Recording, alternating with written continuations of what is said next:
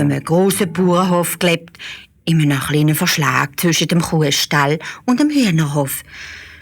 Dort sind sie den ganzen Winter durch nahe beieinander gehöckelt und haben vom Morgen früh bis zum Abend spät gefressen.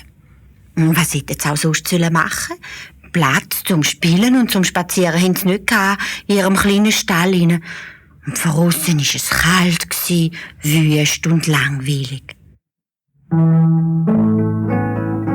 Aber auf einmal ist alles anders geworden. Silbrige Büseli sind am Wiedenbusch gesteckt, im Haselnussstrauch haben die Vögel zwitschert und die Sonne hat warm auf die braune Erde herabgeschonnen. Es war Frühling. Jetzt, an einem schönen Sonntag, sind dem Bauer seine Enkelkinder auf Besuch gekommen. Das Bärbeli und der Andreas. Der Grossvater ist mit den beiden Kindern zum Küngeli-Stall, hat das Türchen aufgemacht und die Küngel rausgelassen. So, jetzt können Sie das anschauen, hat er gesagt. Der Schwarze hier, der heisst Murli. Und der mit den weißen Flecken, das ist der Scheck.